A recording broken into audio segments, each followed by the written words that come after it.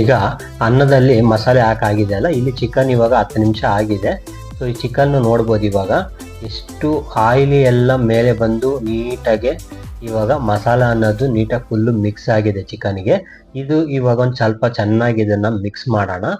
ಇದನ್ನು ಮಿಕ್ಸ್ ಮಾಡಾದ್ಮೇಲೆ ಮತ್ತೆ ಇದನ್ನು ಒಂದು 5 ನಿಮಿಷ ಮತ್ತೆ ಇದನ್ನು ಬೇಯಿಸ್ಬೇಕಾಗತ್ತೆ. ಚಿಕನ್ನು ನಮಗೆ ಚೆನ್ನಾಗಿ ಬೆಂದ್ರೇನೆ ಸ್ವಲ್ಪ ಜ್ಯೂಸಿಯಾಗಿ ಚಿಕನ್ ಚೆನ್ನಾಗಿ ಬರೋದು.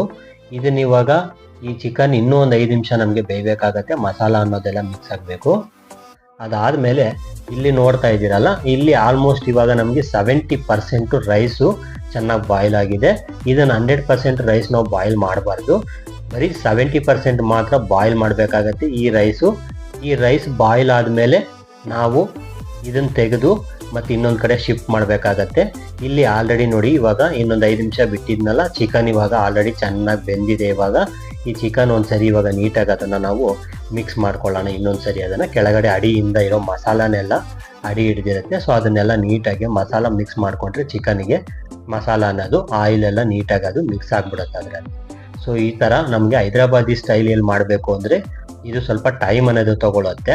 ಇಲ್ಲಿ ಇವಾಗ ನಮಗೆ ರೈಸು 70% ಚೆನ್ನಾಗಿ ಇದಾಗಿದೆ. ಈ ಚಿಕನ್ಗೆ ಇವಾಗ ನಾವು ಈ ರೈಸನ್ನು ಮೇಲಿಂದ ನಾವು ಲೇಯರ್ಸ್ ಆಗಿ ಇದನ್ನು ತಗೊಂಡು ಈ ಥರ ಒಂದು ಜಾಲರಿನ ಇಟ್ಕೋಬೇಕಾಗತ್ತೆ. ನೀವು ಈ ಜಾಲರಿ ಇಟ್ಕೊಂಡ್ರೆ ನಿಮಗೆ ಆ ರೈಸ್ ಎತ್ಕೊಂಡಾಗ ಅಲ್ಲಿರೋ ನೀರೆಲ್ಲ ನಮಗೆ ಕೆಳಗಡೆ ಹೊಟ್ಟೋಗುತ್ತೆ, ಬರೀ ರೈಸ್ ಮಾತ್ರ ನಮಗೆ ಸಿಗುತ್ತೆ.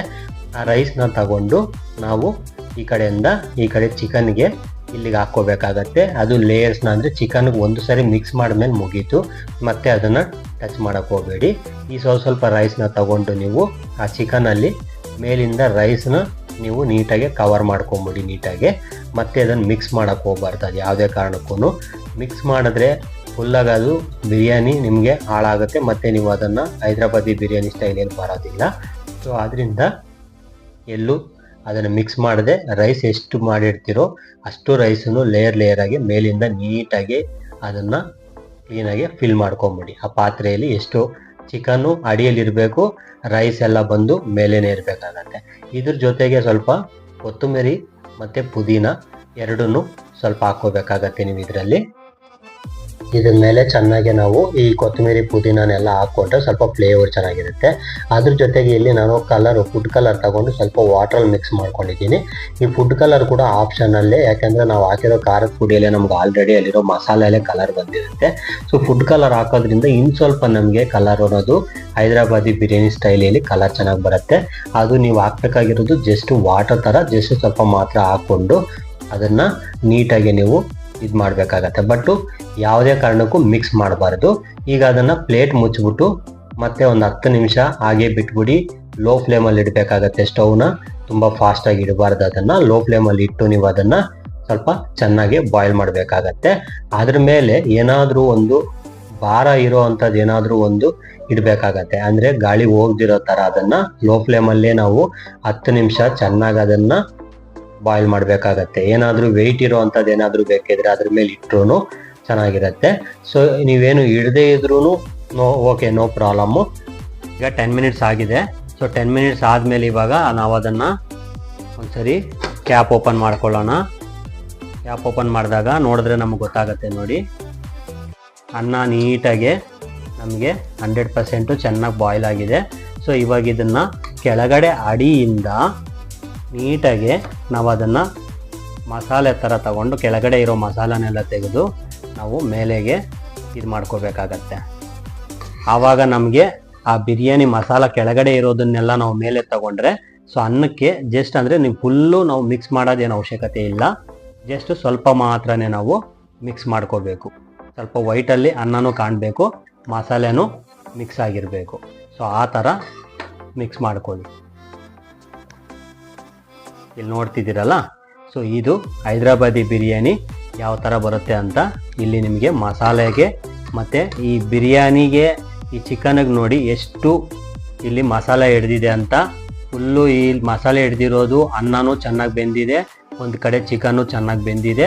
ಇಲ್ಲಿ ಗೊತ್ತಾಗುತ್ತೆ ನಿಮಗೆ ನೋಡಿದ ತಕ್ಷಣವೇ.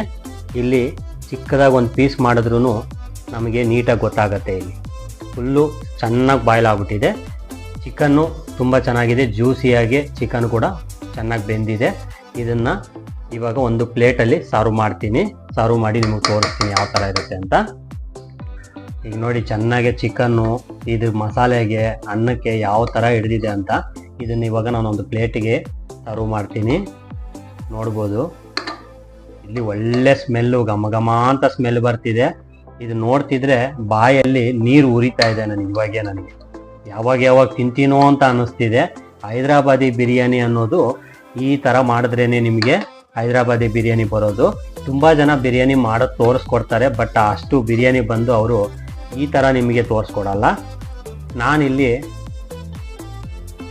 ನೀವು ಮನೆಯಲ್ಲಿ ಇರೋ ಇಂಗ್ರೀಡಿಯೆಂಟ್ಸಲ್ಲೇ ಮಸಾಲೆ ಐಟಮಲ್ಲೇ ತಗೊಂಡು ಈ ಬಿರಿಯಾನಿನ ಮಾಡೋದನ್ನು ನಾಟಿ ಸ್ಟೈಲಲ್ಲಿ ಯಾವ ಥರ ಅಂತ ನಿಮಗೆ ಎಲ್ಲನೂ ತೋರಿಸ್ಕೊಟ್ಟಿದ್ದೀನಿ. ಯಾಕಂದರೆ ಇದುವರೆಗೂ ನಾನು ನೋಡಿರೋ ಅಷ್ಟು ವೀಡಿಯೋಗಳಲ್ಲಿ ಯಾರು ನಾಟಿ ಸ್ಟೈಲಿಯಲ್ಲಿ ಮಸಾಲ ಹೆಂಗೆ ಪ್ರಿಪೇರ್ ಮಾಡಬೇಕು ಅನ್ನೋದನ್ನು ಯಾರೂ ತೋರಿಸ್ಕೊಟ್ಟಿಲ್ಲ. ಸೊ ಇಲ್ಲಾದರೆ ನಿಮಗೆ ನಾನು ಪ್ರತಿಯೊಂದು ತೋರಿಸ್ಕೊಡ್ತಾ ಇದ್ದೀನಿ. ಸೊ ನೀವು ಕೂಡ ತಪ್ಪದೆ ಇದನ್ನು ಟ್ರೈ ಮಾಡಿ. ಇಲ್ಲಿ ನೋಡಿದ್ರೆ ಗೊತ್ತಾಗತ್ತೆ ನೋಡಿ, ಈ ಚಿಕನ್ ಕೂಡ ಎಷ್ಟು ಚೆನ್ನಾಗಿ ಜ್ಯೂಸಿಯಾಗಿ ಚೆನ್ನಾಗಿ ಮೆತ್ತಗೆ ಚೆನ್ನಾಗಿದಾಗಿದೆ ಅಂದ್ಬಿಟ್ಟು. ಸೊ ತಿನ್ನೋದಕ್ಕೂ ಸೂಪರಾಗಿರುತ್ತೆ. ಸೊ ಇವಾಗ ಈ ಬಿರಿಯಾನಿ ಹೈದರಾಬಾದಿ ಬಿರಿಯಾನಿ ಯಾವ ಥರ ಬರುತ್ತೆ ಅಂತ, ಈ ಕಲರ್ಫುಲ್ಲು ಬಿರಿಯಾನಿ ಈ ಥರ ಇರುತ್ತೆ. ನಾನು ಲೆಗ್ ಪೀಸ್ ತಗೊಂಡು ಮಾಡಿರೋ ಬಿರಿಯಾನಿ ಇದು. ಎಷ್ಟು ಚೆನ್ನಾಗಿ ಬಂದಿದೆ ನೋಡಿ. ತುಂಬ ಜನ ಮಾಡ್ತಾರೆ, ಬಟ್ ಈ ಥರ ಫಿನಿಶಿಂಗಲ್ಲಿ ಈ ಥರ ನಿಮಗೆ ಚೆನ್ನಾಗಿ ಬರಲ್ಲ. ಸೊ ಇದು ಇವಾಗ ಟೇಸ್ಟ್ ಮಾಡ್ತೀನಿ ಯಾವ ಥರ ಇರುತ್ತೆ ಅಂತ ನೋಡೋಣ. ಟೇಸ್ಟ್ ಆದ್ರೆ ಇವಾಗ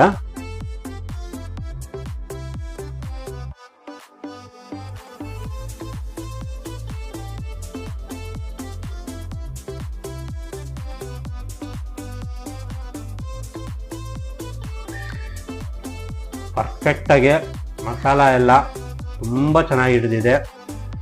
ಚಿಕನ್ನು ಚೆನ್ನಾಗೆ ಜ್ಯೂಸಿಯಾಗಿ ತುಂಬ ಸಾಫ್ಟಾಗಿ ಬಂದಿದೆ ಚಿಕನ್ ಕೂಡ. ಯಾಕಂದರೆ ನಾನು ಬಿರಿಯಾನಿ ಮಾಡೋದಕ್ಕೆ ಮುಂಚೆನೇ ಚಿಕನ್ನ ಮ್ಯಾಗ್ನೇಟ್ ಮಾಡಿ ಮಸಾಲ ಮಿಕ್ಸ್ ಮಾಡಿ ಇಟ್ಟಿರೋದ್ರಿಂದ ಚೆನ್ನಾಗಿ ಜ್ಯೂಸಿಯಾಗಿ ಬಂದಿದೆ. ರೈಸು ಕೂಡ ತುಂಬ ಚೆನ್ನಾಗಿದೆ. ಬಾಯಲ್ಲಿ ಇಡ್ತಾ ಇದ್ರೇ ಹಲ್ವಾ ಥರ ನೀಟಾಗಿ ಕರಗೋಗ್ತಾ ಇದೆ, ಅಷ್ಟು ಚೆನ್ನಾಗಿ ಬಂದಿದೆ. ಸೊ ನೀವು ಬಾಸುಮತಿ ರೈಸ್ ಬೇಕಾದರೆ ತೊಗೊಂಡು ಮಾಡ್ಬೋದು, ಇಲ್ಲ ನಾರ್ಮಲ್ ಸಣ್ಣ ಅಕ್ಕಿ ಬೇಕಾದ್ರೆ ತೊಗೊಂಡು ಮಾಡ್ಬೋದು. ಬಟ್ ನಾನು ತೋರಿಸ್ಕೊಟ್ಟಿರೋ ಮಸಾಲ ಮಾತ್ರ ಯಾವುದು ಮಿಸ್ ಮಾಡೋಕ್ಕೆ ಹೋಗಬೇಡಿ. ನಿಮ್ಮ ಮನೇಲಿರೋವಂಥ ಮಸಾಲೆನೇ ನಿಮಗೆ ತೋರಿಸ್ಕೊಟ್ಟಿದ್ದೀನಿ, ನಾಟಿ ಮಸಾಲ. ಇದು ವಿಲೇಜ್ ಸ್ಟೈಲಲ್ಲಿ ಮಾಡೋದನ್ನು ಸೊ ಯಾರೂ ತೋರಿಸ್ಕೊಡಲ್ಲ, ನಾನು ಮಾಡಿದ್ದೀನಿ. ನೀವು ಒಂದ್ಸರಿ ತಪ್ಪದೆ ಈ ಬಿರಿಯಾನಿ ಮಸಾಲನೆಲ್ಲ ನೀಟಾಗಿ ಪ್ರಿಪೇರ್ ಮಾಡಿ ಈ ಹೈದರಾಬಾದಿ ಬಿರಿಯಾನಿನ ನೀವು ಒಂದ್ಸರಿ ಮಾಡಿ ಟೇಸ್ಟ್ ಮಾಡಿ ನನಗೆ ಒಂದು ಕಾಮೆಂಟ್ ಇಡಿ. ಯಾಕಂದರೆ ನಾನು ಮಾಡಿರೋ ಬಿರಿಯಾನಿ ಯಾವ ಥರ ಇದೆ ಅಂತ ನೀವು ತಪ್ಪದೇ ನೀವು ಟ್ರೈ ಮಾಡಿದ್ರೆ ಮನೆಯಲ್ಲಿ, ಸೊ ನನಗೂ ಗೊತ್ತಾಗುತ್ತೆ ನಾನು ಮಾಡಿರೋ ಬಿರಿಯಾನಿ ಚೆನ್ನಾಗಿದೆ, ಎಲ್ರಿಗೂ ಇಷ್ಟ ಆಗಿದೆ ಅಂತ ಅಂದ್ಬಿಟ್ಟು. ಯಾಕಂದರೆ ಇದು ನಾನು ಫಸ್ಟು ವೀಡಿಯೋ ಮಾಡ್ತಾ ಇರೋದು. ಫಸ್ಟು ವೀಡಿಯೋದಲ್ಲಿ ನಾನು ಹೈದರಾಬಾದಿ ಚಿಕನ್ ಬಿರಿಯಾನಿನ ನಾಟಿ ಸ್ಟೈಲಲ್ಲಿ ನಾನು ನಿಮಗೆ ಮಾಡಿ ತೋರಿಸ್ತಾ ಇದ್ದೀನಿ. ಅದಕ್ಕೋಸ್ಕರ ನನಗೆ ಕಾಮೆಂಟ್ ಮಾಡಿ ತಪ್ಪದೆ. ಸೊ ಇದು ಟೇಸ್ಟ್ ಮಾತ್ರ ನೋಡ್ತಾ ಇದ್ರೇ ಆ ಸ್ಮೆಲ್ಲಿಗೆ ಆ ಫ್ಲೇವರ್ಗೆ ಮತ್ತು ಇನ್ನೂ ತಿನ್ನಬೇಕು ಅಂತ ಅನ್ನಿಸ್ತಾ ಇದೆ. ನಂಗೆ ತುಂಬ ಚೆನ್ನಾಗಿದೆ ತಿನ್ನೋದಕ್ಕೆ, ತುಂಬ ಟೇಸ್ಟಿಯಾಗಿದೆ. ನಿಮ್ಮ ಫ್ಯಾಮಿಲಿಯಲ್ಲಿ ಯಾರಾದರೂ ರಿಲೇಟಿವ್ಸು ಫ್ರೆಂಡ್ಸ್ ಯಾರಾದರೂ ಮನೆಗೆ ಬಂದಾಗ ಪಾರ್ಟಿಗಳಿಗೆ ಏನಾದರೂ ಫಂಕ್ಷನ್ಗೆ ತಪ್ಪದೇ ಈ ಬಿರಿಯಾನಿ ಮಾಡಿ. 100% ಅವ್ರು ತಿಂದವರು ಫಿದಾ ಆಗಿಬಿಡ್ತಾರೆ ನಿಮಗೆ. ಸೊ ಇವತ್ತಿಗೆ ನಾನು ಈ ವಿಡಿಯೋನ ಎಂಡ್ ಮಾಡ್ತಾ ಇದ್ದೀನಿ.